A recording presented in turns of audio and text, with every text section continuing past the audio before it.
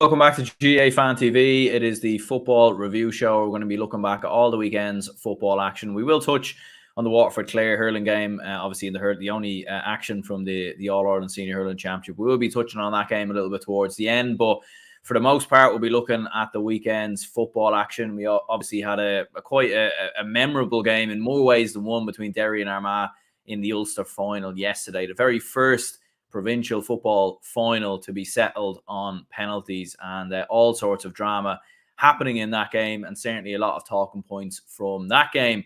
Dublin obviously completed a historic 13 in a row, which I'm sure probably makes some people watching this want to get sick, but they obviously did win 13 Leinster titles in a row. They beat Louth by 21 points, so we'll be touching on that one as well. And we will also be looking at the Tailteann Cup action, as well as Kildare, who did win the under-20 All-Ireland Championship, beating Sligo. I'm joined by Seamus Brady from the Play on GEA podcast.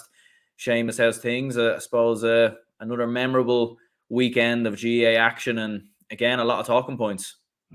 Yeah, you're dead right, Aaron. Thanks for having me on again. Just the GEA has been everywhere over the last couple of weeks. I mean, from the GEA Go fiasco to, incidents off the pitch and stuff like that, and now, of course, a weekend full of action. I mean, you have the Waterford-Clare hurling match even then, and then the Davy-Brian Lohan drama moves to another level there as well.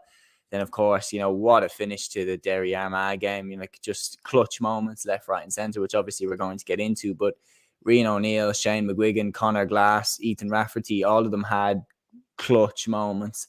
And, yeah, it made for a serious dramatic viewing. And then, obviously, Dublin winning their 13th Leinster title in a row. Just, again, it would change the record at this point. You can play a video from 2020, when you way back on your channel here, and that would be applicable to this game. Nothing's changed over the last few years. And then obviously the Tailteann Cup kicking off as well. Massively, entertaining action there. Carlow with the result of the round, in my opinion. Didn't see that one coming. Yeah, no, and they scored the final 6 points of the game as well. I think they scored 4 or 5 in injury time as well. So a remarkable turnaround from an Armagh perspective. And yeah, it's kind of mad to think, obviously we have our 4 provincial winners, we have the group stages now for certain. Call them correctly. Come on. Yeah. we know for certain now who's obviously the provincial winners and obviously the provincial runners up. So yeah, it's mad to think. We're obviously we're not going to preview this weekend's games in this show. I'll do another stream later in the week for that, but it's mad to think now that things are really beginning to heat up now, and provincial championships are done and dusted. Yeah, it's crazy that, we're in the second week of May and we're already heading towards the All-Ireland group stage as the provincials are wrapped up. Look, they went relatively predictably. I mean, if you're talking Leinster and Munster, they're wrapped pretty much every year now for the past 10 years. That Kerry and Dublin are probably going to win it. Galway dominated the Connacht final.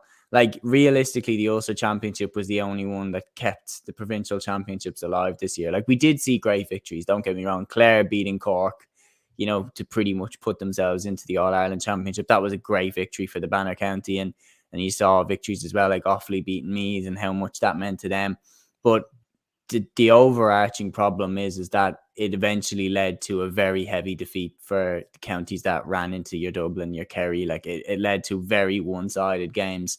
And that's the issue with the provincial championships. And I saw the video that you did with Matthew, where he's talked about having, a senior provincial championship, an intermediate provincial championship. That's something that maybe could be done in the future, because 5-21 to 15 points in a provincial final. That's just ridiculous. But then the problem is Louth, in terms of rankings, would have been Dublin's opponent in that Leinster final anyway. So that it's just a bigger thing with Leinster counties not being on the level. Meath and Kildare are nowhere near the level that they should be. So even if you had gone that way, where you had a senior Leinster championship, that still would have been the Leinster final. So it is more of a problem of the quality of Leinster teams in general.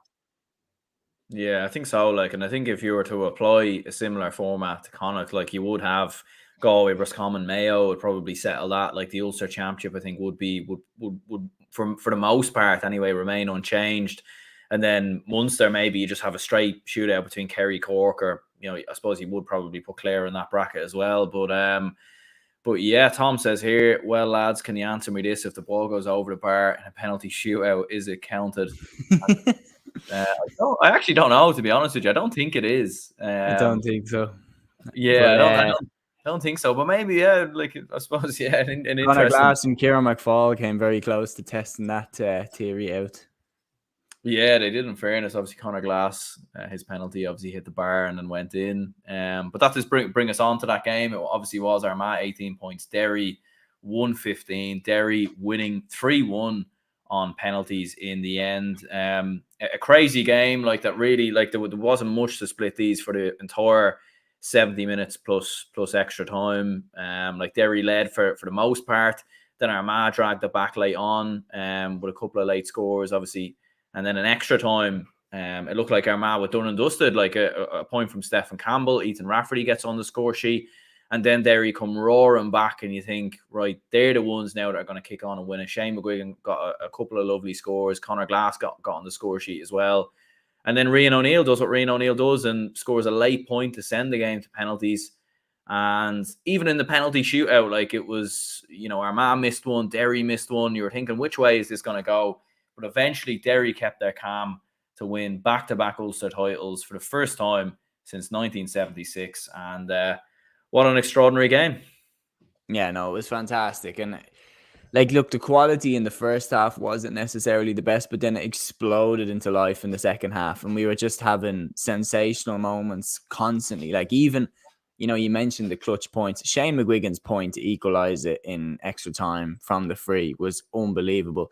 You have Jarlath Og Burns' steal on Brendan Rodgers at the end. Oh, sorry, on Pádraig Cassidy at the end there to get Brendan Rodgers the black card. That was such a clutch moment from Jarlath Og to come up with that. Rian O'Neill landing 2 frees, keeping, Armagh alive, not once, but twice. Like huge confidence from Rian O'Neill. And then Oran Lynch in the penalty shootout was fantastic. The save he made from, look, I'm being honest saying this, I thought Rafferty's penalty, Rian O'Neill's penalty, like they weren't great penalties. I'm just being honest. Like they were good heights for Lynch to get to. If he guessed right, he was going to save that all day. Whereas Nugent's penalty was a fantastically struck penalty and Lynch still got over to it. Like that was a fantastic save. And he proved to be the difference because, Rafferty, made a good save from Paul Cassidy. I was surprised that Paul Cassidy was chosen to take a penalty. This is a side note because he looked exhausted in the extra time. Like he looked absolutely wrecked. There was a part where Ethan Rafferty scored to push Armagh 2 points clear. Rafferty strolled past Paul Cassidy and Cassidy was standing right beside him and just looked like he had nothing left in the tank. So the fact that he was chosen to go up and take a penalty really did surprise me. And I wasn't surprised when he missed because I was thinking he's exhausted. But then again, Shane McGuigan scored his and immediately pulled up with cramp. So, everybody seemed to be pretty tired. So maybe other players were more tired than he was. But I'll show this back to you. Whoever was in charge of selecting the jerseys needs to be replaced because that was ridiculous. You could see the players actually taking a second look every time they went to play a hand pass. The orange and red looked so similar. Yeah, I heard a rumor, and I don't know how true this is, but you can never believe Twitter or WhatsApp rumors. But I heard a rumor that Derry were supposed to play in their original white jersey, but they changed it late on just as a mind game. But I don't affect them as well, though. Yeah, that's the rumor that I've heard. But again, I don't get that either. Like I don't get that. Like, but it is on Derry. Yeah. Like I'm not trying to say that in a bad way. It is on Derry. Like Armagh have always played in orange. Like go back 100 years, Armagh. They're not gonna play in black in an Ulster final. Like Derry always playing white and red, and they played in white and red against like Donegal last year. So why are they doing it different for this game? It doesn't really make sense to me, but it made for tough viewing sometimes because you'd see, especially in the sunshine, like you'd see a ball floated up in the air and you just see a figure running onto it and you wouldn't know whether it's a red jersey or an orange jersey until you see the way that he's running. Yeah, Oren says Derry tried to get McGrogan back on for pens, but the referee Goff wouldn't let them. Yeah, I think he was trying to get back on, but I suppose it didn't make a difference in the end. Oren also says Derry are superstitious and don't like the white one. They do seem to play in red quite a lot as well. I think they played in Yeah, red they do. in Dublin as well. So like, it is a weird one, like, because their white one is their home jersey. So I don't, yeah, it's a weird one. Like, normally most people are suspicious around away kits or, you know, third kits or anything of that nature. But being superstitious over your home kit, I think is maybe taking a An little bit. interesting one, yeah. It definitely is, yeah. Like, it's definitely one I haven't heard of before. There was another comment here that came in from Mikey, who says they need to get rid of penalty shootouts. There's no place in GA. If it's level after extra time, play golden point. Aka next point wins. Like, yeah, like I suppose I've been quite vocal in terms of I don't think penalty shootouts are the right way to decide a game in Gaelic Agreed. football. I don't think it's a fundamental part of the game to kick the ball off the ground. I think it happens goal kicks. It happens maybe on, you know, during frees or 45s or anything like that. But penalties generally are not something that's a huge skill in the game of Gaelic football. And obviously, yeah, for provincial finals as well, like, to be like, I think we'd all agree it adds for huge excitement. It's great to watch. Like, we won't, like, I don't think anyone is sitting there and not being entertained. But I think at the same time, you feel so sorry for Armagh to, like, it's the second time it's happened to them now as well, where they've lost a big game in a penalty shootout. Yeah, and even then when we were talking about the, you know, the whole GA marketing debate, it's just bad marketing. Like, I'm not trying to say this in a bad way. It's bad business for the GA to have the penalty shootouts in, because let's be honest here. If Rian O'Neill slots that free and the game is going to a replay, then what's the whole country talking about before that game? The replay. Yeah. The whole country will be talking. You play it on a Saturday night or something, but the whole country will be talking about this replay that is coming up. They brought in the penalty shootout. I fully believe they brought in the penalty shootout because they brought in the split season and they need to get the championship basically over and done with as quick as possible, which is not a good mentality to have about your championship. It's like they're putting how many games on? Like, we're not even mid-May and we're already finished the provincial championships. Like, it's crazy how quick they're moving through things. And even then, I'll apply that to last year. Can you imagine the buzz for the Galway Armagh replay? If Rian O'Neill had a slot of that free, they went down the tunnel, had a scrap, and then the replay was going to be in a week. Can you imagine the buzz that would have been around that game? Can you imagine the buzz that would have been around if Clare and Limerick had to do it all again in the Munster final last year, after Tony Kelly slots that sideline to equalise it with the last puck of the game? Can you imagine the buzz? And the whole country would have been talking about that game. The whole country would have been preparing for that game. The media would have been going mental about it. The GA would have been rolling in the cash for the replay. It's just bad business. I don't know why they persist on doing these penalty shootouts. They're wasting, you know, brilliant rivalries there. Like, because if Derry and Armagh had to lock horns again for an Ulster final replay, that would have been a cracker of a game, I feel like, because they would have been kind of the rivalry building between the two sides. If Armagh and Galway had to do it all again, if Clare and Limerick had to do it all again, they would have been spectacles. And for the GA to deliberately say, nah, rush to it, we're going to make them take penalties now, like, just not for me. And I wish they change it, but if they need to get it finished on the day, I would prefer a golden point or something like that. But yeah, penalties is not part of the GA in my opinion. Yeah, I don't know. I agree with you as well. Like, I think, I don't understand why, like, they couldn't just push the All Ireland final back a week, or maybe back 2 weeks, like, and then, you know, you could play the replay next week, and then just push the resulting games from, like, group stages or whatever back a further week. Like, I don't understand the sort of whole fuss around it, because, like, it would have been brilliant. It would have been, you know, whether it's played in Clonus again or somewhere else, like, there would have been a huge spectacle. You know, it would have been sold out again.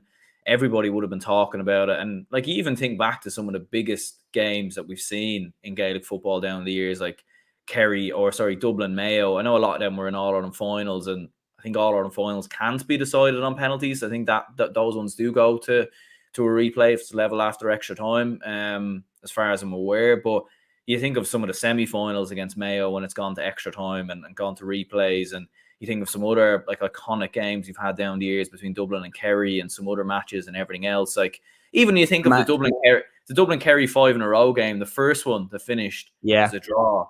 I think Kerry would have went on and won that game, that first game, if it had went to extra time.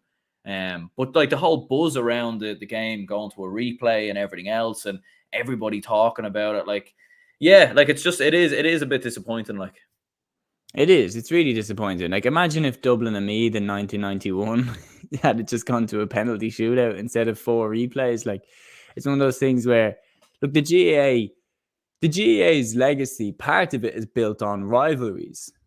Rivalries where 2 evenly matched sides go head to head until the winner comes out. And Dublin and Mayo was the best of that in the 2010s. And what did Dublin and Mayo do multiple times? Replays. They literally were proven that there was nothing between the two teams and they had to do it all over again. Galway and Armagh would have struck up a very, very intense rivalry very quickly in that replay. Same with Clare and Limerick. Same with Derry and Armagh. And again, they've missed the trick. And it's really, really frustrating. I just wish that they change it. I wish that they would change the calendar to allow for replays. But here we are. And like decided on a penalty shootout. Like it's just not for me. Like how can you really say that you're a better team if you win on penalty shootout? And then like even then I hate results-based analysis. Like I really hate results-based analysis because then straight after the game, the pundits were saying, look, it was the likes of Conor Glass and Shane McGuigan that, that done it for Derry on the day. It was like, they won on penalties, like, and if you're saying like, now Armagh need to look at what Conor Glass did and Shane McGuigan did, it's like they went to penalties with them. If Oran Lynch doesn't do what he does in the penalty shootout, Armagh potentially win that penalty shootout. And then instead of that, you're saying, oh, Kieran McGeeney, he's been at Armagh for years, now he's landed an Ulster title. Can Armagh go for the All Ireland? Like, look, both teams were as even as it gets in that game. They are absolutely on the same playing field. And once you go to penalty shootout, it literally is heads or tails. Which one do you want? Who's going through? Yeah, no, I think so as well. Like, I think there is obviously an element of pressure in terms of the kick, and I think maybe that affected Armagh more so than Derry. I think maybe with the fact that obviously Armagh haven't won an Ulster title since 15 years, and the fact that they obviously got beaten in a penalty shootout not too long ago against Galway. I think there was like a look at Rian O'Neill. Like he's a man who, like, I don't think it was necessarily pressure with him, because I think like we've seen him time and time again score late points, more difficult chances. I think with him it was probably just, I'd say he was just exhausted and probably just stepped away. It was just fatigue. He just didn't get enough power probably on the kick, as opposed to anything else. But yeah, like it is a very, very tough one for Armagh. And like I think in a different era, like I probably would have fancied Derry to win the replay anyway, but I don't think it would have been a foregone conclusion. And I think, would Armagh have come back and beat Galway in the replay last year, and then who knows, maybe went on to reach an All-Ireland final? Like, it's in a different era, we could be talking about Armagh in a completely different light. But 2 penalty shootout defeats, as you say, like have almost set them back, and like it's not true actually losing the games. It's kind of strange, isn't it? Yeah, it's one of those things where Armagh would have. Honestly, and this is the harsh thing, I don't think Armagh would have beaten Galway in the replay, and I don't think that they would have beaten Derry in this replay. It's just the honest truth. I was just more looking at it from a purely marketing standpoint in the GA, that you are not making the most of your business. The best games that you've had in the year, you did not capitalize on them with a replay. Like, even look at the fight business. Look at like UFC and boxing, like trilogies. That happens over and over again. Trilogies, rematches, all this stuff, like where they build a rivalry through it. The GA needs to do that more and more. If you get a chance to have a replay, if you get 2 evenly matched teams that display a little bit of discontent towards each other, that's great business. And everybody will want to see that again. Everybody would have, like, no doubt in my mind, Clonus would have sold out for the replay. No doubt in my mind. So they were in such a rush to get it over and done with, it's just irritating. Honestly, it's just irritating. And like with the point about Armagh with the penalties, yeah, I completely agree. We could be talking about this Armagh side as potential Ulster champions and, into an All-Ireland football final I don't think they would have beaten Kerry, but All-Ireland finalists and everything like that. And instead, they still haven't won an Ulster title since 2008 and haven't got to an All-Ireland semi-final since, I believe, was it 2005? The last time they got to an All-Ireland semi-final? It might have been, yeah. I might Against go back. Toronto. But yeah, I think it might have been. That's crazy how long it's been. How much penalty shootouts. If they had won those penalty shootouts, we could be talking about them so differently. Yeah, and Tom says here the best game we've seen this year finished in the worst way possible, unfair to both sides. Yeah, like I think in terms of quality and in terms of entertainment, like from the full 70 to 90 minutes, I don't think it was the best game, but I think it was very even. It was like you were on the edge of your seat and you were watching it very closely. And like who was watching any of the other provincial finals quite closely? Not many, unless you're a supporter of either team or a supporter of the teams that were winning. But in terms of Armagh, like I suppose one thing we're pointing out is they were 2 points up in extra time going into the final 5 minutes, and like I've watched the highlights back. I even watched the last 5 minutes back there earlier today, and I'm still baffled as to how they actually managed to throw the game away in some ways, because like they had the 2 point lead. Derry hadn't even kicked 3 points in extra time up until that point. They'd scored 2 points, and like they like in my like because even with Ethan Rafferty, like I think he's like we've seen obviously in terms of his outfield play, his attack and play is brilliant. I think if he played as an outfielder, he'd be brilliant. But I don't know. There was just moments of panic from Armagh. Like they were kicking way too long. Like they just kept kicking long towards the end of the game. They should have started going short, in my opinion. Keep possession, slow the game down. But where do you think it went wrong in those kind of final few minutes?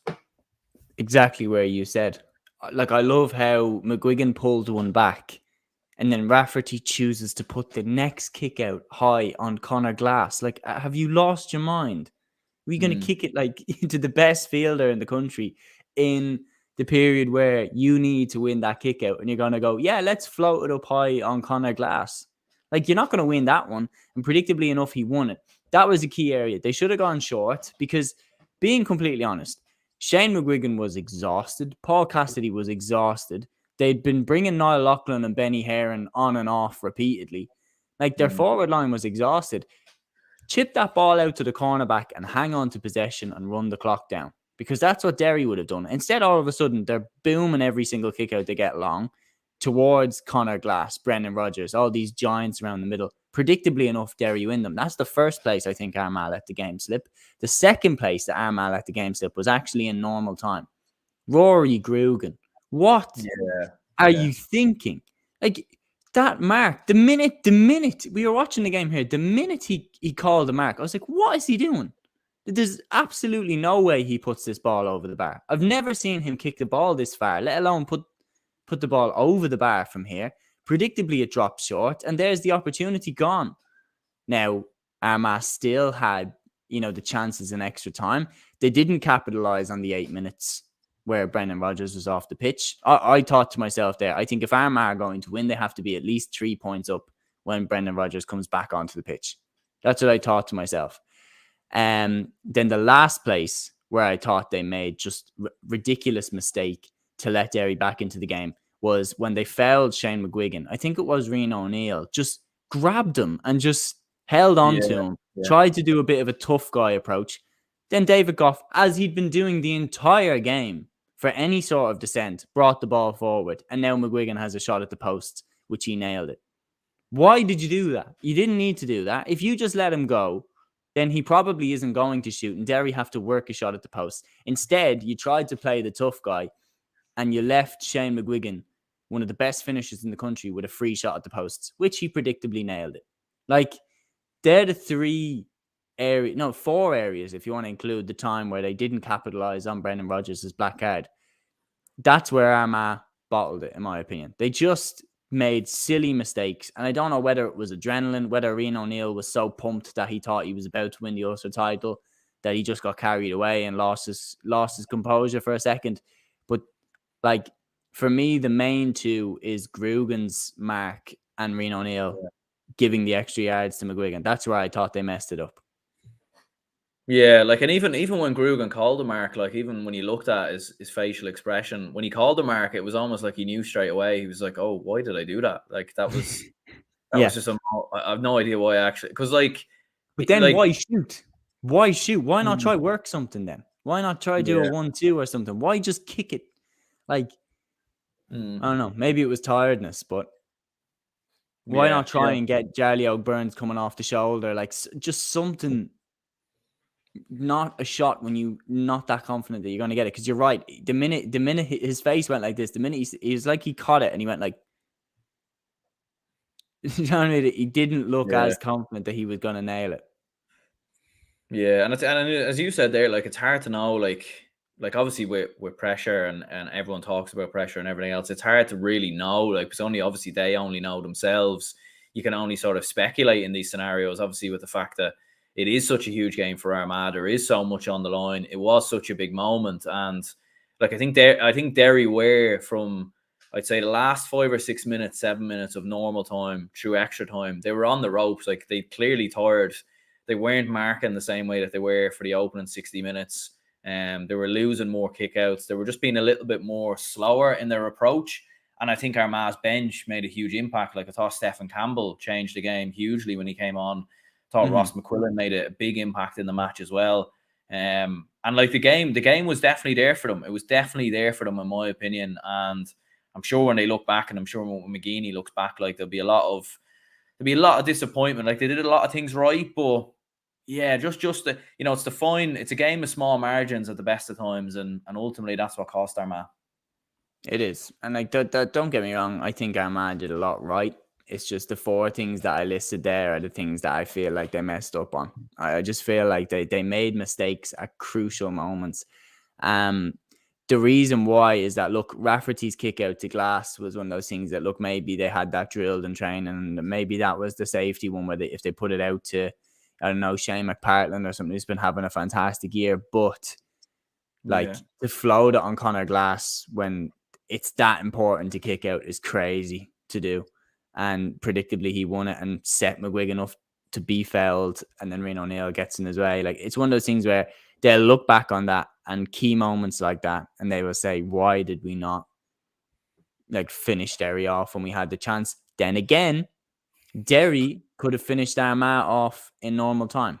Brendan yeah, Rodgers hand passed the ball off the post. If that had gone over, I think that was in the 66th minute. If that yeah. had gone over, Derry would have moved 3 points ahead, and I would not have backed Armagh to come back from that. And once he put that wide, I remember thinking I could see Armagh getting a goal here or something to snatch the Ulster title. But instead, they got the 2 points to pull it back and send it to extra time. But I guarantee Derry were in the team talk in extra time, low key thinking, have we just missed our opportunity? So both teams could have wrapped it up before it got to penalties. Absolutely, absolutely, yeah. Like, and even obviously the Brendan Rodgers foul, like, late on Jardy O'Burns as well. Like, obviously Exactly. losing possession as well. Like, if Derry had kicked that ball long in that moment, I think the referee blows the whistle and they win the game. So Yeah. it was just one of those moments that obviously happened. But in terms of Derry, though, look, I mean, you have to give them a lot of credit. Like, back to back Ulster titles, as we were saying there, just the second time they've done it in their history, and their first time they've done it since the 1970s. And like, they obviously done a huge amount right in the game. Like, Brendan Rodgers was brilliant again, like scoring 1-2. Shane McGuigan, outstanding. Chrissy McCaig, brilliant. A lot, Kieran McFell looked very good as well. And look, for Derry, like, at the end of the day, like, they've won back-to-back Ulster titles, but there is still a lot of people that don't really have them in the All Ireland conversation. It's a strange one. Like, I feel like if Tyrone had won the Ulster title this year, everyone would be raving about them and would be saying they're coming for the All Ireland. I know context is everything, and they won the All Ireland a couple of years ago. In fairness to them, Tyrone, but like, what is it with Derry? Like, why can they win back to back Ulster titles? Look so good all year, win the majority of the games that they played, but not be seen as serious All Ireland contenders. I'll tell you why. It's maybe a bit of a hot take, but the two times that they've got to Croke Park and played top teams, they've got slapped up. Like, and that's the honest truth. Galway beat them easy. Dublin beat them easy. When they got to Croke Park, their style did not translate well to Croke Park, where they will play your Kerrys, your Dublins, your Mayos, your Galways.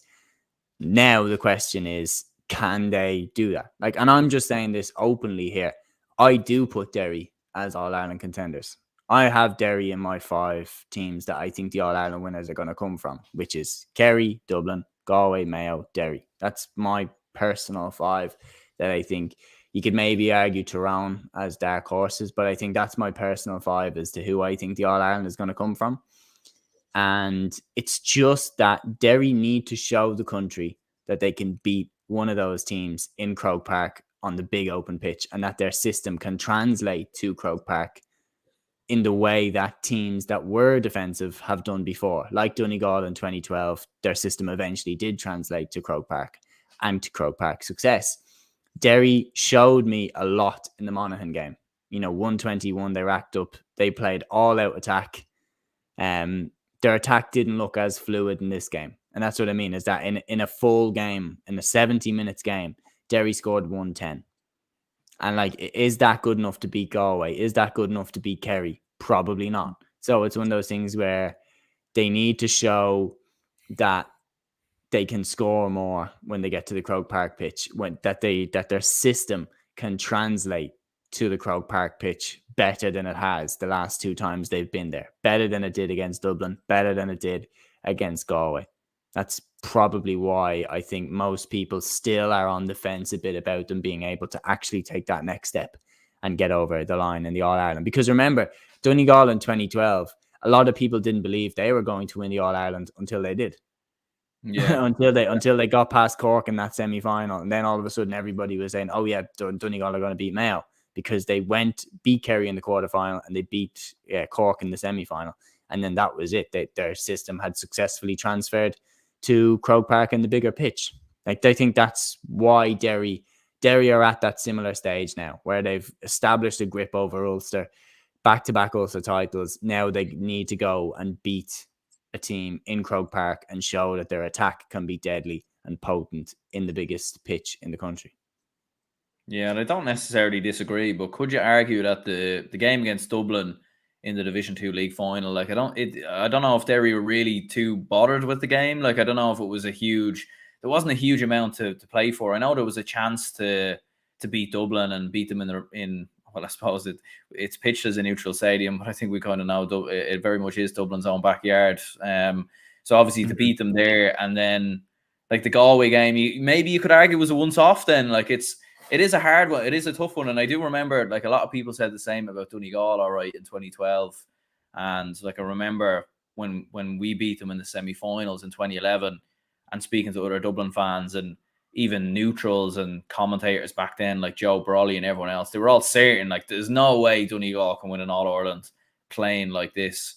But Yeah, they did, they did. And to be fair, they did play a lot better football a season later, and they did go for teams a lot more. So for Derry, who knows? Like, I mean, it would be tough for them. Like, I don't know if they have the depth in their squad. That's another thing I think that could let them down. Like, I think they made 3 substitutes in the game against Armagh. Like, Lakeland Murray came on, a few others. But you look at Kerry, Dublin, Mayo, like the options that they have, Galway as well, the options that they have as opposed to Derry, I think, those teams have players that can change the game. Do Derry have those players? I'm not sure. It's just in the forward line. It's very clear that Derry are very reliant on Shane McGuigan. Like, very reliant. And it's one of those things that if you look at Galway even last season, Damien Comer led the way against Derry. Shane Walsh led the way against Kerry. Like, Matthew Tierney led the way against Sligo there in the Connacht final. They seem to have a new man step up pretty much every game for them. And then they've obviously got Rob Finnerty, Tom O'Callaghan, Ian Burke, more quality forwards on top of quality forwards. Whereas Derry, it kind of feels like Derry's forward line is a lot of very, very good players. Like, very, very good players. Like your Ethan Doherty's, your Niall Toners, Niall Loughlin's, that work extremely hard. Cover so much ground. But the main job is to get the ball into the hands of Shane McGuigan as often as they can. And how many scores yesterday did Shane McGuigan get by coming off the shoulder and swinging it over with his left boot? Galway aren't that reliant on Shane Walsh they have Damien Comer, Rob Finnerty, other lads. Kerry aren't as reliant on David Clifford as Derry are and Shane McGuigan. Like obviously they're the main men. Obviously Shane Walsh and David Clifford are the main men for the team, but they have more support than I think Shane McGuigan has with Derry. Yeah, no, I do agree. Like, I think, like, Kerry, like, there's more things to worry about. Like, you know, if you were to take David Clifford out of the equation, you still have Sean O'Shea, Paddy Clifford, Paul Gainey, these lads, and then even like the likes of Killian Spillane, or if Tony Brosnan is starting, like, you have these lads who can come off the bench and make a big impact. So no, I do take your point. In fairness. Well, I suppose we'll move on to the Leinster final. I mean, there's not a huge amount to discuss here. I think the scoreline very much speaks for itself. It was Dublin 5-21, Louth 15 points, a 21-point win for Dublin. I was at the game, so there will be I suppose, a little match day vlog out in the next couple of days, hopefully. But yeah, very, very comfortable win, comprehensive win for Dublin. Opening 10 minutes looked a bit like the Kildare game, but once Dublin got going and once all the goals started to go in, it was game over. And even at the start of the second half, like, it was just, yeah, I think everyone was very much just waiting for the full-time whistle. Yeah, and for the second year in a row, Dublin have scored 5 goals against their opponents in the Leinster final. Like, just kind of tough to watch it. Look, the first 10 minutes, Dublin weren't good. Like, let's call a spade a spade. Like, the first 10 minutes, Dublin were not at the races at all. Louth were, hanging. But even in the first 10 minutes, when Dublin weren't that good, it still felt like Louth were hanging on. Like, you think about the Niall Sharkey tackle on Brian Fenton. Like, it was like they barely stopped Fenton sticking the ball in the net there. Sam O'Roy looked like he was, taking on the entire county of Dublin up at the other end by himself, and did very well throughout the game. He carried the fight to Dublin for the entire game. I was stunned at Louth's approach. Like, why?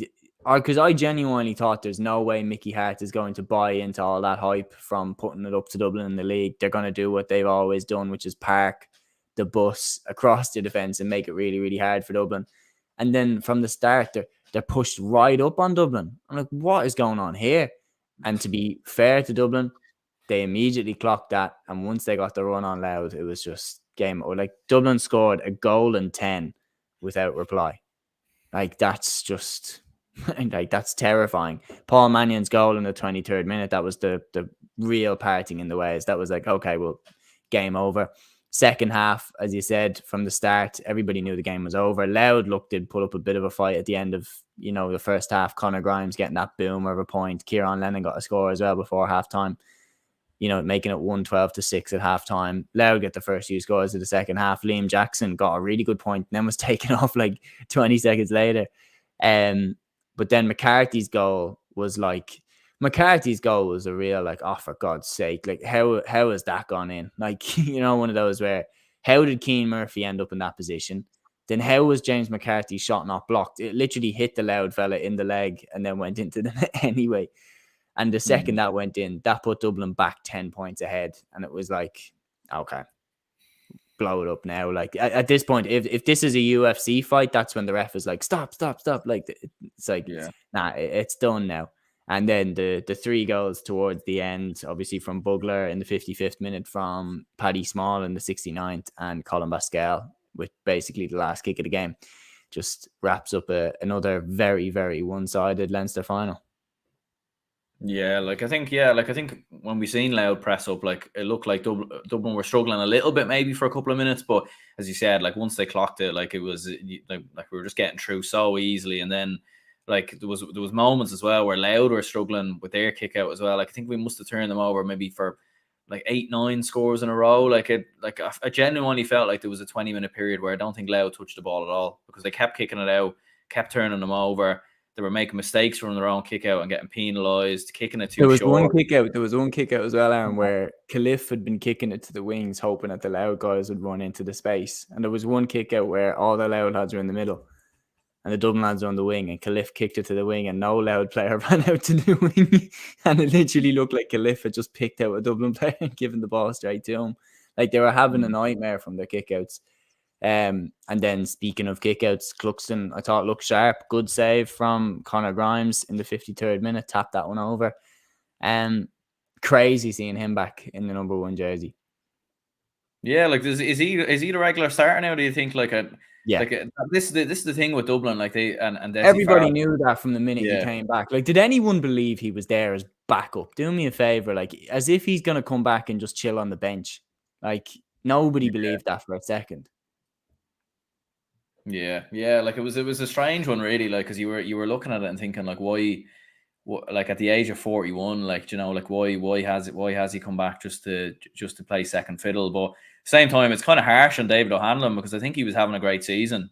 Like, and I Yeah. think he was in great form. And his And he own was, club, man. Desi Farrell, a fellow Nafina, man, to drop yeah. David O'Hanlon is quite harsh. Yeah, no, it is all right. Like, and like that's the thing. Like, will Cluxton be there next year? Like, maybe he will be, but we just don't know. Like, and it is harsh on O'Hanlon because it looked like You wonder, is this the, like, because genuinely, right, if you're trying, and I'm looking at this objectively, if you're trying to build for the future, the bringing yeah, Cluxton in is such a dumb decision. I'm not trying to say that in any sort of a disrespectful way. I think Stephen Cluxton is the best goalkeeper of all time in the GA. Just, I don't think that's even up for debate. He changed the game and is an absolute Dublin legend. But if you're trying to build for the next few years, then bringing him back at 41 makes no sense at all. So I'm looking at this thinking, is Desi low key maybe thinking that he leaves the Dublin job in the next year or two and he just wants to pick up another All Ireland before he leaves? Like, is that yeah. what's going on here? That's exactly what I think it might be. To be honest with you, I think he's probably looked at it and thought like, well, I mightn't be here next year, so I might as well use all the best tools that I have available. And I think that's probably why there was probably a big sales pitch to Jack McCaffrey and Paul Mannion to get them back on board, to get Pat Gilroy in the backroom team, just because Desi was probably looking at it and thinking, well, if we don't win the All Ireland this year, is he going to be there next year? I don't know if he will be. Now, obviously, context means everything, and it depends on an All Ireland final. And if we get there, it depends on the scenario and how things sort of go between now and then. But yeah, I think you might have a point there, to be honest. Yeah, no, that's honestly what I feel. I feel like it makes no sense to bring him back in if you want to build for the future. Look, Dublin do look back to full strength, I think, in terms of, I thought out there yesterday was Dublin's best team. If you're talking for the championship this year, the only guy and this was one that I put out at the start of the year, but I thought Rory O'Carroll's form with Kilmacud Crokes deserved him to be called back into the Dublin team as well. Look, maybe he was offered, maybe he didn't want to, but I thought his form was fantastic with Kilmacud Crokes throughout the club championship. Also, I would have asked him to come back, but apart from that, that was pretty much Dublin's best team. Like some of the form, there was a bit of a weird energy around Conor O'Callaghan. I'm not. No, that's a bit of a left field point, but there were a couple of times where he caught the ball and took his mark and took his point when there was a goal on, I thought. Yeah. Like I think it got to the stage where Dublin were probably just in cruise control, and there's no. Yeah, I think he was chilling. I think he just he was like, yeah, I There's could, no but I point. won't. There's no point. Like obviously Jack McCaffrey pulled up, I think, with a hamstring injury. We'll see. Obviously with a hamstring, you don't know. Like it can be a couple of weeks. It could be worse. Like we'll see what happens there. So I think it was probably one of them things where it's like don't overextend yourself too much because there's obviously a lot bigger things to come. In fairness, but I suppose for Louth, like obviously a very tough defeat for them to take. 21-point victory. As I was saying yesterday in the match reaction, like I'd say the majority of the support there were Louth fans. There were definitely more Louth fans there than Dublin fans, in my opinion. It was obviously a tough one for their supporters and their fan base to take, but like it will be tough for them going into that group stage. Like they play Cork first up, and they then will obviously play Kerry and Mayo. So like it will be tough. Like obviously it's the three that get over, and they beat Cork earlier in the year. But such a heavy defeat, like 21-point defeat, like what kind of toll do you think that could take on this Louth team going into those group stages? Very good question. I think it's only one of those that where we'll know after. And like bad defeats have really taken a toll on teams this year. Like you see Leitrim not being able to turn it around after the New York defeat, and they go out and get a bit of a hiding off Antrim in the Tailteann Cup. Like you see Laois as well, bit of a hiding off Dublin, and then they couldn't turn it around to even compete with Cavan. Like it's one of those things where a bad defeat can really knock a team back in terms of just their confidence and their way, how they feel about themselves. And yeah, for Louth, like the Cork game is one of those. Look, Cork lost to Clare, but it was a really, really tight game. And Cork have had a lot of time to train, rebuild. I'm sure they've been watching Louth very, very closely because, make no mistake, Cork, yeah, John Cleary would be a realist here. He'll look at this and say, who is our best bet of picking up a victory? Kerry, no chance. Mayo, unlikely. Louth, definitely possible. So Cork will be putting all their eggs in that basket of beating Louth. And realistically as well, like Cork would have known, like it's going to be Louth. Yeah. So they would have had time to prepare for this. Whereas Louth, like they would have obviously had a huge game plan for Dublin. I'm sure they would have, done a lot of work on the training ground. They wouldn't have just dismissed it and said, we're beaten already. Like that's not how it works. And Mickey Hart is a very ambitious manager.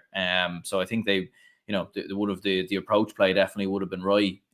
But as you said, like Cork will be waiting in the wings, and Cork's a strange one. Like if they're on it, it would be tough for Louth. Yeah, it'll be tough for Louth. Look, the Cork game will be one of those where if they lose that, I can't see them getting anywhere near Mayo or Kerry. Just personally, I can't see them getting anywhere near them. Right now, if I had to say who'll be coming into that game in a better mindset, definitely Cork. Like Louth, you've just been absolutely destroyed. Like you've been beaten by 21 points. If you took away all of Dublin's points that they scored, Louth still don't win. It still finishes as a draw. Like Dublin beat them by 21 points in a Leinster final where Louth actually backed themselves coming into it. I think Louth actually believed that there was a path to victory for them. And yeah, like you wonder, even in that game against Dublin, like was there a moment, particularly the Mannion goal, like as a player, would there be a moment when the Mannion goal goes in where you're like, here we go. Yeah. Do you still believe you can win after that? Yeah, I think it's probably when the second goal goes in as well. There's an element of like, right, I think this is it here. I think this is gone. Like the lead is too much. Like it's obviously you keep trying, you keep putting in the effort because at the end of the day, like there's more games to play and you want to keep yourself in contention for management and you want to obviously sort of still have a good game and everything else. But I do agree with you. At the same time, I think there definitely is elements of that. I think when it does happen, I suppose we'll run through some results from the Tailteann Cup. So looking at Group 1, first of all, it was Cavan 214, Laois 140, or sorry, Cavan 220, Laois 114. Big result in the end for Cavan. Laois did start quite bright and led after Evan O'Carroll's early goal, but Cavan turned it around hugely in the second half. Paddy Lynch scoring 1-3, Gerard McKernan with 4 points, a whole host of different scores, in fact, there from a Cavan perspective.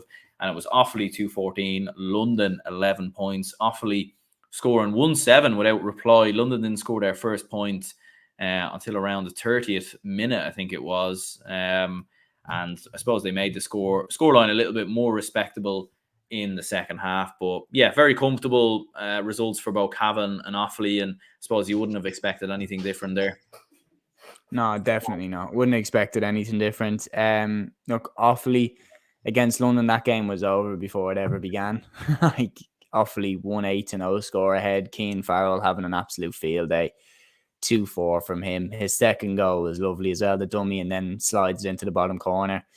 And as for the Cavan game, look, Cavan are my favourites to win the Tailteann Cup. I just think they're super professional team. I think they kind of go about the business in a good way. Look, Laois have had a really, really bad year. Failing to get out of Division 4. Absolutely ripped to shreds by Dublin. And then, beaten very handedly by Cavan. Like, it's not been a good year, considering how bad last year was, relegation, and, the tough time that they had in the championship after that. 5 goals put past them by Wicklow. It's been a pretty torrid 2 years for Laois. And, Cavan just got the job done. Paddy Lynch at 1-3, Gerard McKernan 4 points. Jared Smith with 3 points, Jonathan McCabe with the other goal. Like, not, as you said, a nice spread of scorers there. And, Cavan look good.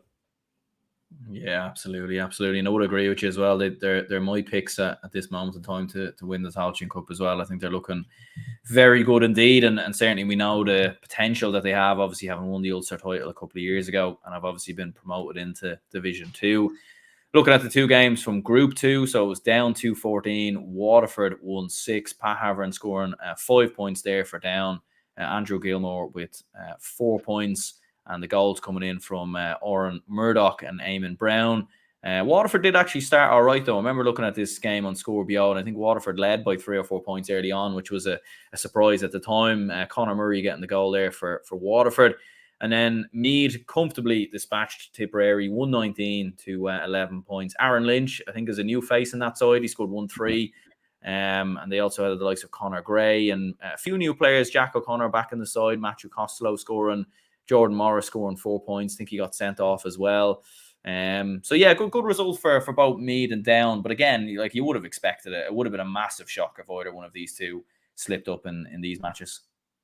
Yeah, I mean, a good victory for Meath because, like, on the GA Statsman podcast, myself and Matthew were saying, look, Tipperary can't beat Meath, but Meath can right now can lose to anybody the way they were playing. Like, they were so off the pace in the Offaly game. And look, they just managed to steady the ship with this victory. Just get back on the winning column. It's their first victory since February. It's only the second time this year that Meath have got more scores than their opponent. So it's a victory that they really, really needed. And yeah, gets them back into the winning column. For Tipperary, look, they were never really in this game. At halftime, they were down by 3 points. That's as close as they really got to Meath. A second half, Meath kicked on. 43rd minute goal from Lynch and powered home from there. Jordan Morris's red card, bit annoying, but you know he'll be out for the Waterford game, and that's a game that Meath will win handsomely, I imagine.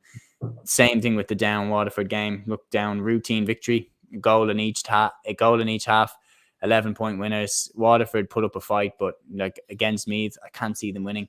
And for Down against Tipperary, I imagine Down will win as well. Look, Down and Meath are two sides. I actually put them both as dark horses for the Tailteann Cup. I think if Meath can get their act together, they could be contenders.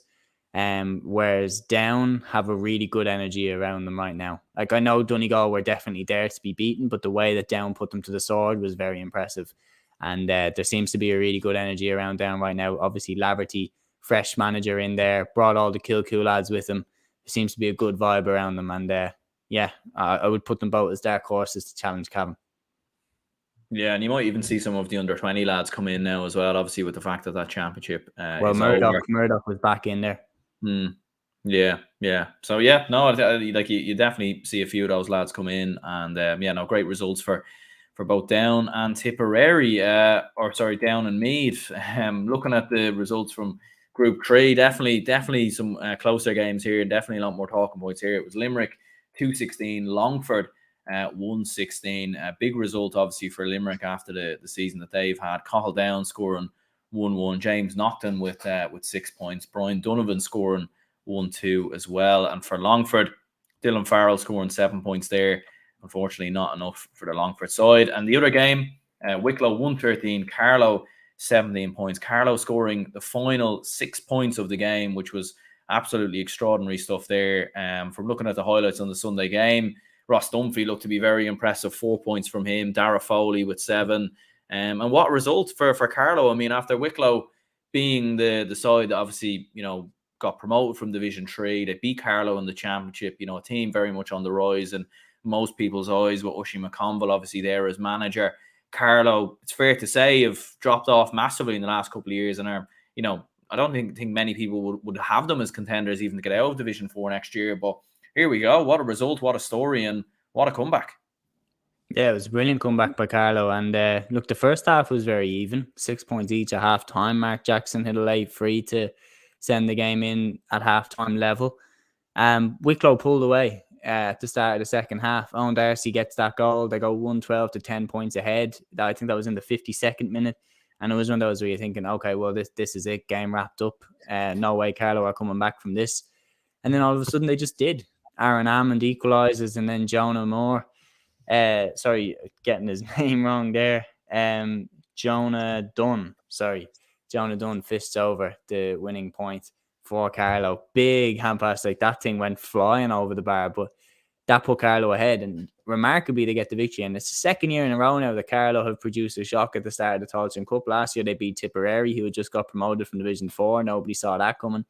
And this time they've beaten Wicklow, another side that got promoted from Division 4. So maybe it's something in the formula for Carlow that they tend to beat teams that got promoted as beaten finalists from Division 4. They've done it back-to-back years. Wicklow, it's very disappointing. They were missing Kevin Quinn. Obviously, a massive blow he is to the Wicklow side not being there. He was their main threat, I thought, in the Division 4 final against Sligo. But yeah, it was a disappointing one. Considering that they got promoted to Division 3, the fact that they've lost this game is worrying. I think if you're talking about wanting to compete with the likes of Down and Offaly next year in Division 3, the fact that they couldn't win this game is quite worrying, to be honest. And then the Limerick Longford game as well. Yeah, Limerick getting their first victory of 2023. Obviously, they've had a difficult year. League campaign didn't go to plan. But exactly the same could be said for Longford. They had a really, really tough time in Division 3. They got beaten out the gate in a few games. I always knew this game was going to be close. But I did tip Limerick to win it. I just thought, look, they have really, really talented forwards there. Brian Donovan is a fantastic inside forward. And just did enough and got over the line. And even though Longford got that late goal in added time, wasn't enough. And Limerick home and host. Yeah, looking at the two results from Group 4, then it was Fermanagh 113, Wexford 113. Bit of a surprise there, considering Fermanagh were obviously promoted to Division 2, and Wexford, as we know, have been sort of stuck in Division 4 for quite a number of years. But Ben Brosnan scoring 1-3 there for Wexford. Ryan Lyons with 6 for Fermanagh. Luke Flanagan getting himself a goal as well. And then another big result, and maybe a surprise result in some ways, was Antrim 3-18, Leitrim 2-12. Adam Loughran scoring 2 goals and 3 points there for Antrim, and for Leitrim, Jack Heslin getting a goal and a point, and Paul Keeney with 4 points there as well for some of Leitrim's scorers. So yeah, big result for Antrim, and obviously for Wexford getting a draw as well was a bit of a surprise. So yeah, two interesting results there, in fairness. Yeah, Wexford are just the most strangest team in the country. Like, to give you some context on this, Wexford drew at home to London in the first game of the league this year, and now they've just drawn away to Fermanagh. How do you get the same results into completely different games in terms of levels? So clearly Wexford tend to up their game and then they can take their eye off the ball on other days. And not only that, this was a game where they were really in a bad spot at halftime. Luke Flanagan's penalty, Ryan Lyons added a point. It was 1-7 to 4 points at halftime for Fermanagh. And like, anybody watching that would have thought game over, Fermanagh go and win that game now. Second half, Sean McNally's mistake that led to him being obviously black carded. Ben Brosnan gets the penalty, tucks it away, 110 to 1-8. Wexford fight back. Sean Quigley looks like he's won the game for Fermanagh. And then Dara Brooks nails that free to rescue a point for Wexford. Now, I've no doubt Kieran Donnelly will be sitting now this morning being like, how the hell did we not win that game? Like, how have we let that slip? But look, onwards and upwards from there. And for Wexford, like, you know, looking at the other results, looking at how Leitrim got beaten, like, they'll be looking at this thinking, like, they won't fear Antrim and they won't fear Leitrim, especially after drawing with Fermanagh. Antrim looked very impressive, though. And again, Antrim putting up a big scoreline, something that they've done a couple of times now under Andy McEntee.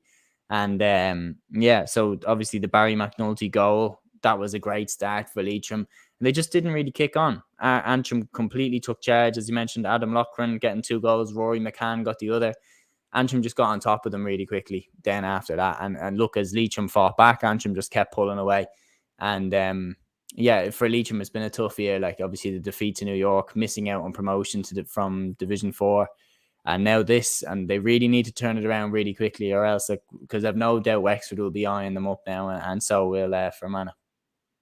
Yeah, definitely. Like, it almost becomes a bigger game now for Fermanagh. Like, they need to be, maybe previously they didn't necessarily need to beat Leitrim, but I think they kind of nearly do now to at least secure a top 2 finish or try and get that first spot. And as you said, like, Wexford will be full of confidence going into that match against Leitrim. So definitely some opportunity there, and obviously for Andy Moran as well. Like, it's been a difficult couple of games now for him, and he'll want to, I suppose, try and end the season on a high, or we'll have to wait and see what happens with him as well. Mikey says, Carlow, the story of the weekend, in a good position to get out of the group.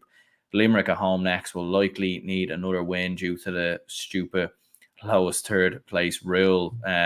Yeah, and it's weird. Like, if they are one of the least best third place sides, if that makes sense, I think they play New York, so it's probably wouldn't be like that, the GA to have a confusing structure. Yeah, it's a bizarre one, all right. But yeah, I think with 2 points, I think they should be okay. But maybe a draw, like, it's a you bit need to it's a pick bit up mental something. trying to keep up with all this. Like. Yeah, it would be like, well, they finished higher in the league in 2012, so that we're gonna send them into the quarterfinal. Like, do you know what I mean? Just why can they not have it straightforward? But yeah. I suppose that would be the GAA for you, in fairness. Looking at the under-20 All-Ireland final that was on Saturday, it was Kildare 117, Sligo 12 points. Kildare securing their second under-20 All-Ireland football championship in 6 years. The last came in 2018. It was obviously their third final in 6 years as well. And big result for Kildare, huge win. And it's fair to say Kildare football is definitely on the up. Oh, for sure. And fantastic performances in this game. I mean, you're talking the 2 points just before halftime. Sean Hannafin, fantastic. The 2 points before halftime came from Adam Fanning. Just really, really talented players in there. And obviously the outside of the boot point from from Engelbrechten. Definitely butchered that name, but fantastic point from him. And then on top of that, a lovely goal from Killian Brown. That was proved to be one of the crucial scores of the game. Look, Sligo weren't at full strength. There's no doubt. There's no point denying that. Canis Mulligan, Dylan Walsh, 2 hugely important players, were not fit for this game. James Donlan as well. He had to leave the field injured for Sligo. But look, they had fantastic performances. Luke Marin and Brian Byrne, they carried the fight for them. 10 minutes left. Kildare were 13-11 up, but then obviously Brown got his goal. Kildare made their move and pulled away to hit 3 of the next 4 points after the goal to clinch the victory. And look, for Sligo, it's been an amazing year. Like, going through Connacht the way that they did, it would have been the fairy tale of all fairy tales if they had pulled it off.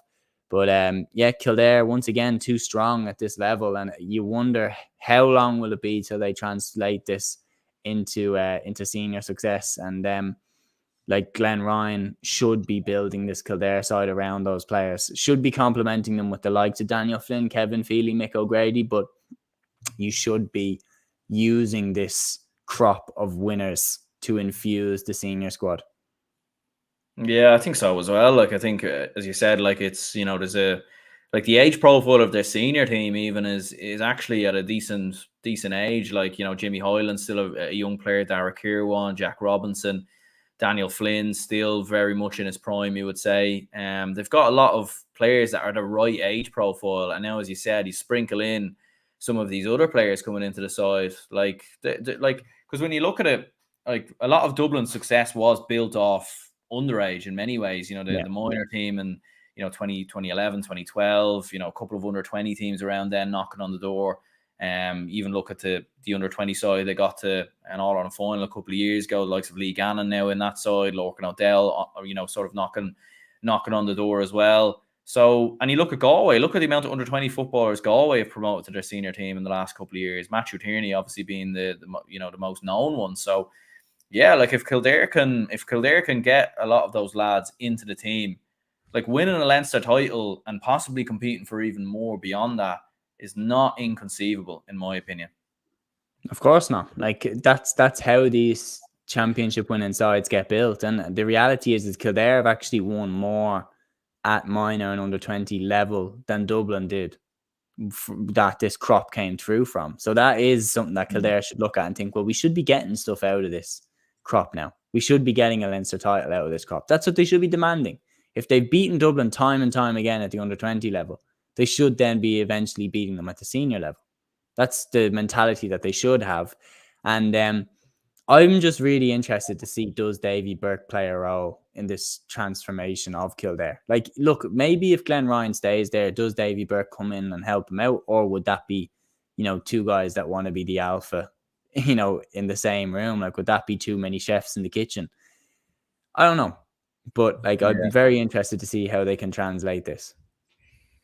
Yeah, like I think Davy Burke would be perfect for Kildare, but I think the problem is I think they missed they kind of missed that for now. Like I can't see him leaving Roscommon for the next 2-3 years.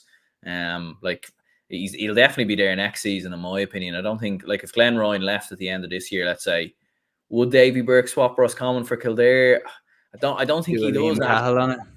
Do a Liam Cahill on it, but see the problem is though with that is that Waterford and Tip, like there's you could argue Tip were at a much higher level than Waterford, so you can understand why he made that jump over to a certain extent, or I more don't kind know. of I view. think Tipperary had just lost all of their games in the Munster Championship, and Waterford were down as All Ireland contenders. They just had a bad year.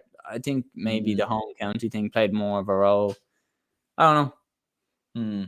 Yeah, it's an interesting one, all right. Like I don't know. I think he does go to Kildare at some point, but whether he's the next man, I'm not entirely sure. But look, Glenn Ryan has the potential there. Like he has done good things with Kildare last season. Hasn't gone too well this year, but we'll obviously have to wait and see what happens there. And as you said, I genuinely think if they don't make a breakthrough in the next 3 years, they should get Davy Burke in. That's my honest opinion. Go all out, go all out. Yeah. And I think Kildare, like they need inside men as well. I know a lot of counties go for outside men a lot of occasions, but I think when you look at sort of the success that they've had at underage level, I think they need to get someone in who knows those players inside and out and is able to embed them in over the next few seasons. No, that's what I mean. Davy Burke won that under-20 All-Ireland with Kildare in 2018. Like, who better to come into that side? Like, he's literally worked with Jimmy Hyland and the like, so who better to come in and work with them? Absolutely. And it'll definitely be interesting to keep an eye on that over the next few years. I suppose we'll finish things up with the only hurling game of the weekend in terms of the All-Ireland hurling championship. We will run through just results from the John McDonough Cup maybe in a few minutes' time. But yeah, it was Waterford 16 points, Clare 222, a 12-point win for Clare, very comfortable. Waterford never recovered after the red card from Caleb Lyons, and Clare just kicked on and completely tore them apart. And for Waterford, like when I was speaking to Conor McKenna a couple of weeks ago, he was saying Waterford have played 15 games in both football and hurling at men's level, and under 20 minor senior level they've lost every game, and that stat unfortunately stays the same in terms of championship games anyway. Another very disappointing defeat from a Waterford perspective, and they exit the championship. Yeah, it's a very, very, very bad result for Waterford there. Like the stat you told me about them not winning any games, like that's an absolutely atrocious stat to have. Look, on top of that, here comes some more bad stats. They haven't scored a goal in the championship this year. They haven't scored more than 20 points in a game this year. So in terms of you're talking, do they deserve this? They absolutely deserve this. They absolutely deserve this. They didn't beat a very off-colour Limerick in the first game. They got beaten quite handily by Cork in the second game, and they just got put to the sword in this game. In a game where you'd think they'd be fired up to save their championship lives, they only scored 6 points in the second half. Like, that's not good enough. Yeah, no, like it was, and like from watching it, like it was just like I didn't see the second half, but watching the first half, like it's just such a limp performance, and like with Davy Fitz, like I know he gets a lot of criticism sometimes, and sometimes he gets a lot of praise, but like is he the right man for this Waterford side? Like I don't know if No. he is. When I said a couple of months ago, I really felt he'd be successful with this Waterford side, and I think I have to openly say I think I've got that one completely wrong, because you looked at Waterford under Liam Cahill, there was a swashbuckleness about them. They played brilliant hurling. They were brilliant on the attack. Their structure of their play was brilliant. You had Caleb Lyons running off the shoulder. You had Austin Gleeson drifting all around the pitch. You had Desi Hutchinson, who, as we've seen with Ballygunner on his day, is one of the most skillful and best hurlers on the pitch and in the country, in my opinion. Mm-hmm. Whereas now, like they just look like completely disjointed, and it reflects as well with the fact that I know the game was in Thurles, but there wasn't much fans there, and I don't think there's much belief within the players, within the county, and I don't think it's working out for Davy Fitz and Waterford. No, I don't think it is. I understood why. I was more on the side of I was interested by the appointment when it happened. I was more like, I get why they've done it, and I get why they did it. Davy Fitz is known to get a bounce out of a team, and he's kind of like, how would I put this? He's kind of like getting in a Michelin star chef when you have the Michelin star kitchen. He's like, he comes in, take advantage of the talent that you have and capitalize by winning some silverware. So he did it with Waterford. He got them to the All-Ireland final in 08. That was his first year with them. Then he went to Clare, won the All-Ireland with them, capitalized on the talent that they had. Then he went to Wexford, again, capitalized on the talent that they had there with Lee Chin and the like. Leinster title in 2019, could have got to the All-Ireland final. I understand why Waterford brought him in, because Waterford thought, look, we've just lost Liam Cahill. We have a team there that can win an All-Ireland. Because Waterford were tipped as being Limerick's direct contenders for the All-Ireland last year, even as long ago as that feels. But they were genuinely tipped to challenge Limerick in every game that they played them in. And people were tipping them to actually win the All-Ireland that year. RT pundits were tipping them to win the All-Ireland that year. So I've no doubt that Waterford were sitting there saying, we need somebody that can capitalize on the ability, on the squad that we have right now and turn it into silverware. And who better than Davy Fitz to potentially do that? And the reality is so far this year, it just hasn't worked. I have not been impressed by Dublin. I've not been impressed by Waterford in any game that they've played, including the Dublin one. That was one where I was saying, look, Waterford look very poor in this game, but hey, it's Davy's first game in the job. Maybe it will take them a little while longer. They've just looked poor. They haven't, like, going back even the last 2 games of the league, they didn't score a goal in either. They've looked so toothless up front for a forward line that is so talented. Like, you've got Stephen Bennett there, Desi Hutchinson, Patrick Curran. Michael Kiley scored 4 goals in the Fitzgibbon Cup final. Patrick Fitzgerald. Like, talents like this that are just unbelievable. And yet they look completely toothless. Austin Gleeson, I didn't even mention him. Like, they've got so much talent. And to look so toothless, it's just, in my opinion, it's because Davy's just trying to implement his way of playing, his system onto this team. And it's not working. It's very much square pegs into round holes. It's not working.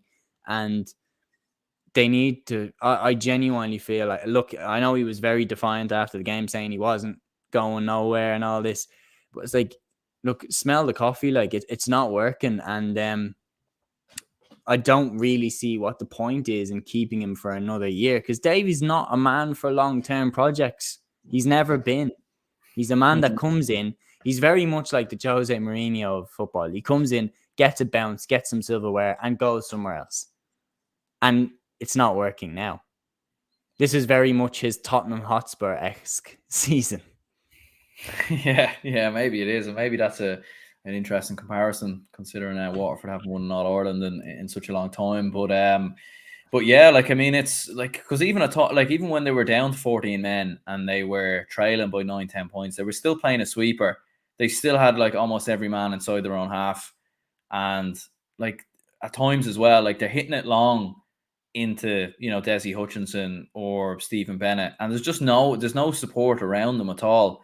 And you're looking at it and thinking, like, is that way of hurling now just a little bit outdated? Because like when you look at it, Davy Fitz, like towards the end of his time at Wexford, it wasn't working. They were losing a lot of games. I know you look at Wexford now and you say, well, the decline is it's carried on into the next management. But yeah, like you're just looking at it and thinking, like, is that way of hurling just a bit outdated now? And like it's not gonna win you a Munster title. It's not gonna win you an All-Ireland.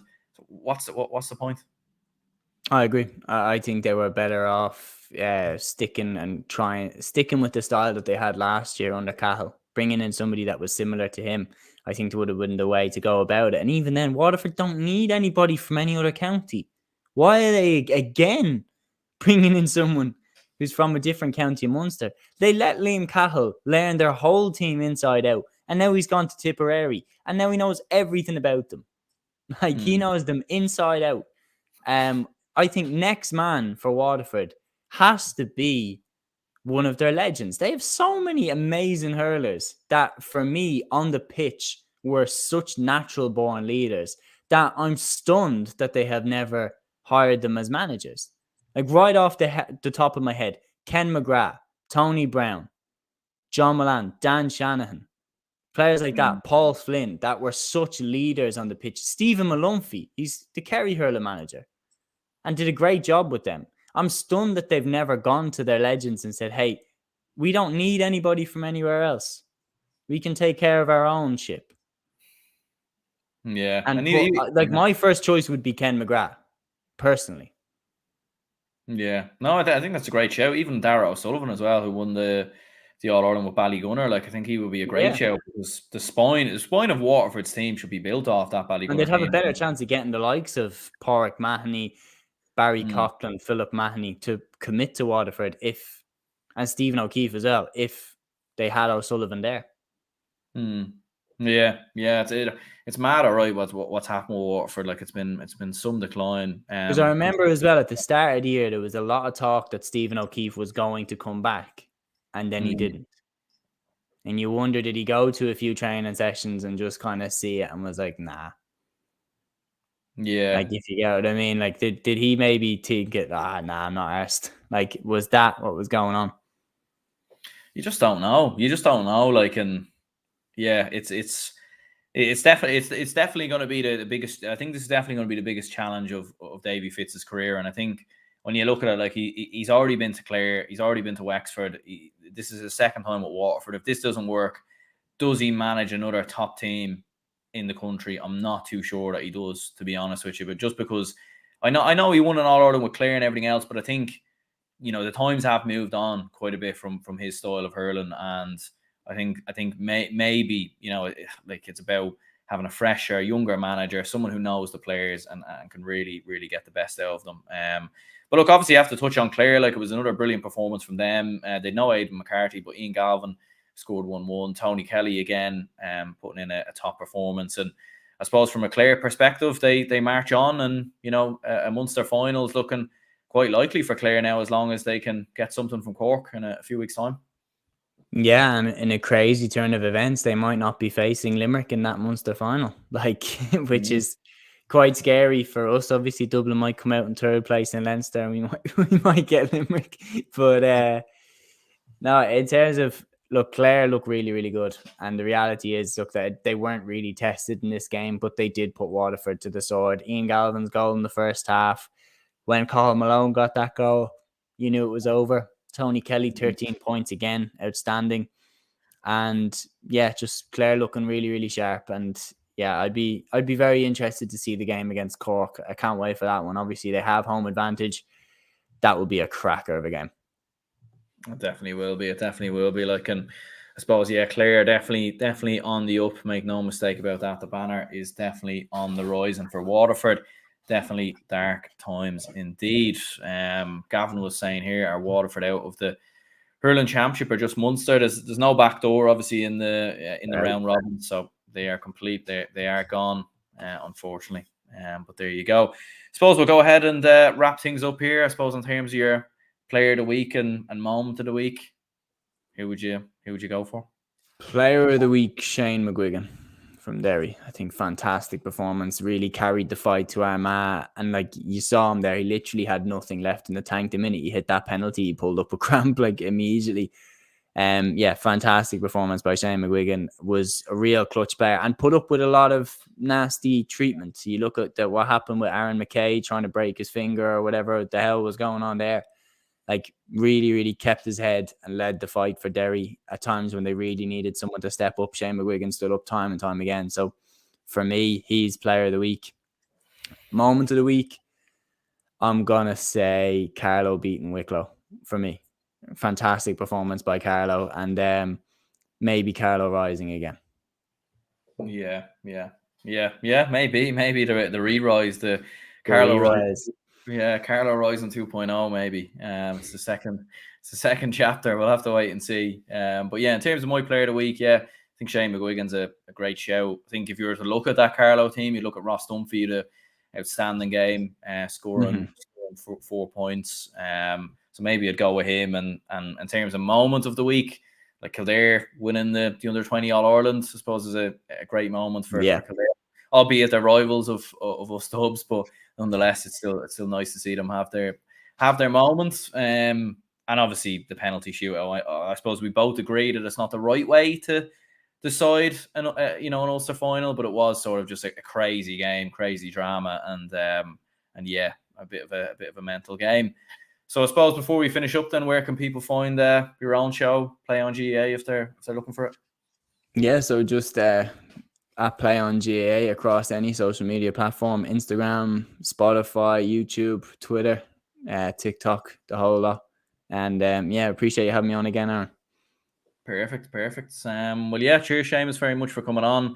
And yeah, if people could hit the like button and subscribe, that'd be much appreciated. And we will speak to you all soon.